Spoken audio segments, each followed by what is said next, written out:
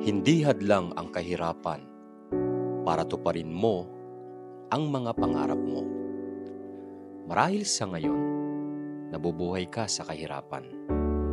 Marahil sa ngayon, ikaw ay nangangarap, nagsusumikap, nakikipaglaban sa hamon ng buhay.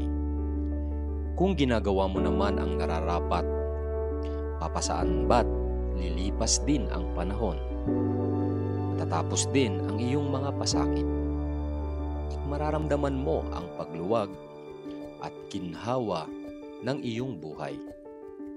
Sa buhay, may panahon ng pagtatanim, pag-aaruga sa iyong tinanim. At darating din ang panahon na ikaw ay aani.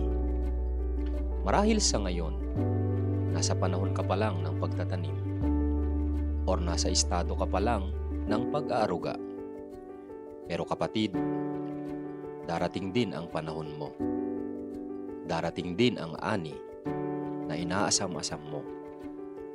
Tuloy-tuloy ka lang sa pagsusumikap. Tuloy-tuloy ka lang sa pakikibaka.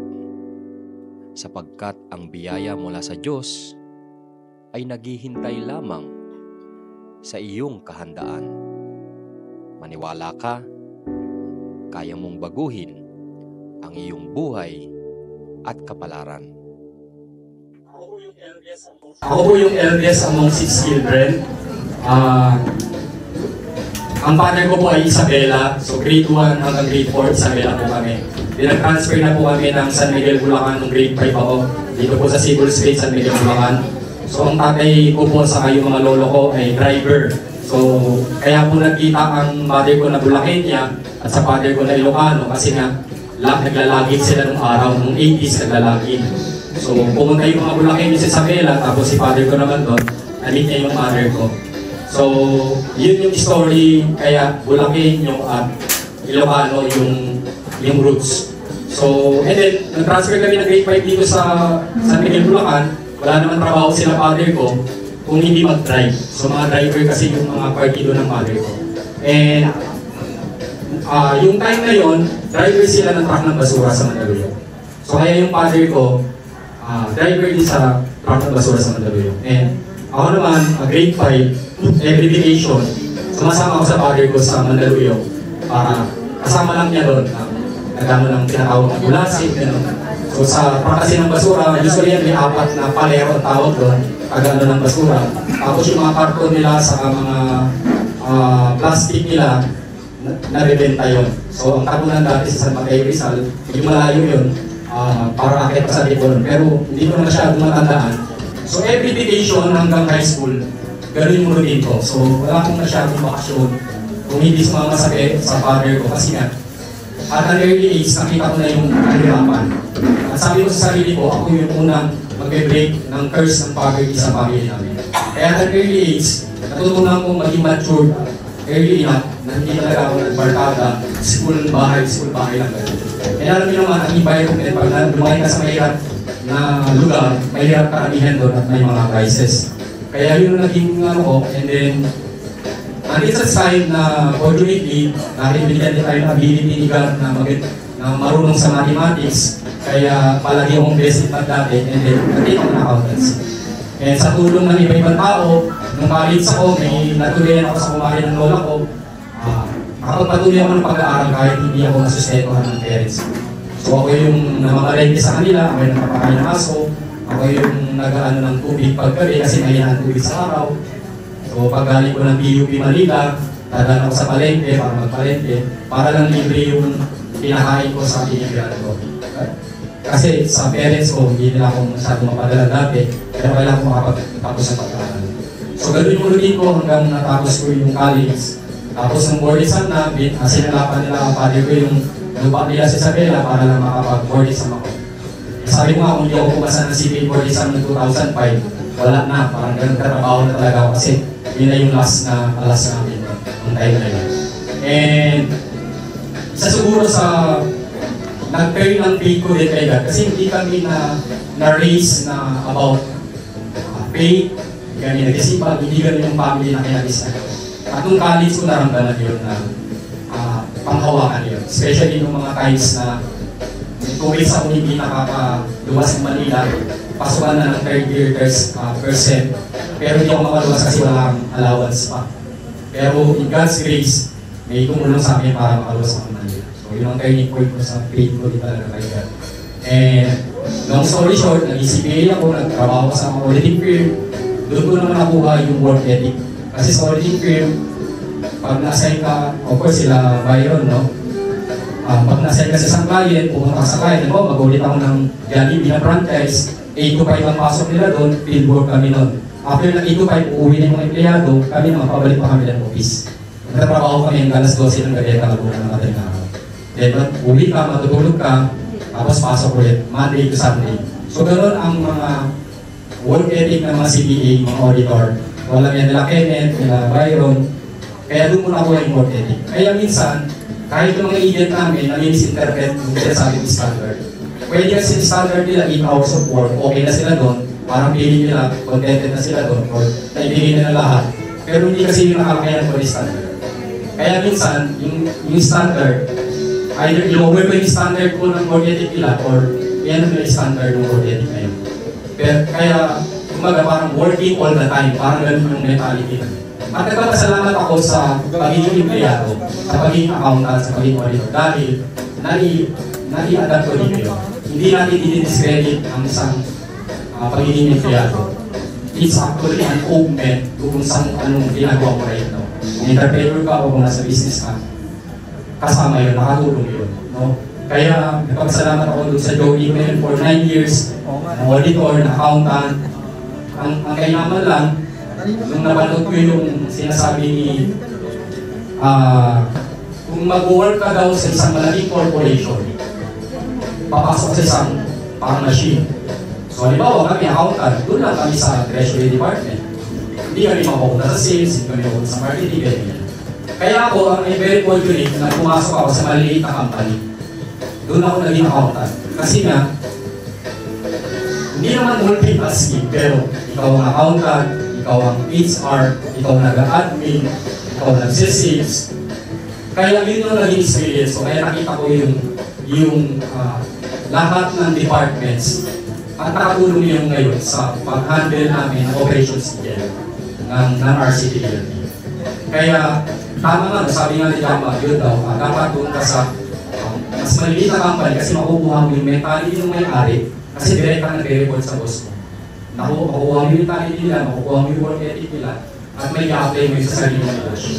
At kung meron na akong isang natutunan dito, ay kailangan talaga na i-treat mo yung sarili mo, regardless kung anong position mo sa kumpanya, bilang president of your own personal service corporation.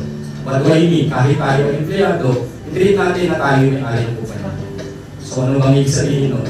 Responsible tayo pag may nakita tayong ilaw, nakasinde, nakasayado, so paparayin mo yan. Kung may nakita ka na wasteful dun sa company mo, asikasuhin mo yun. So kumbaga, meron tayong pusa. Kasi the moment na nagkaroon ka na ng sarili mong business, ma-i-apply mo yun at makakatulong sa iyo. No? Kaya, nakineri ko pa rin hanggang yan. In fact, kahit ako, nagpupunta ako ng basura yan. Kasi ano lang yun, kumbaga embodiment na ng katawan mo yun na hindi ka na sa posisyon na ganito, eh ganun na yung ano. So, even yung mga smallest things na ginagawa ko pa dati, ginagawa ko pa rin sa akin. Because it's not about yung position mo, but kung ano ka mismo bilang pagkakaroon. Ang palagi ko sinasabi ko sa mga partner agents namin, hindi kayo nandito sa RCT Realty para makabenta. Nandito kayo sa RCT Realty para mag-improve kayo as a person. It's not what you do, but it's who you have to become in the process that will determine your success. Ano mang field yan, sportsman yan, kailangan mong maging magaling at maging best version of yourself. Otherwise, kung hindi ka nag-improve, sabi nga, di ba? Sabi nga ni Albert Einstein, insanity is doing the same things over and over again and expecting different results. So kung gusto nyo, kung right now, kumikita tayo ng ganito, let's say kumikita tayo ng 30,000 monthly, and gusto mong kumita ng 100,000 monthly, you have to grow as a person. Because money follows growth.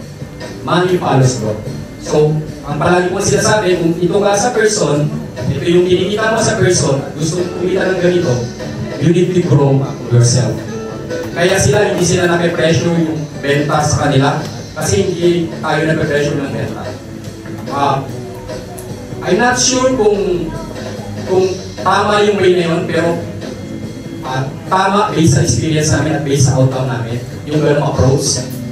Because we focus more on people improvement, people development.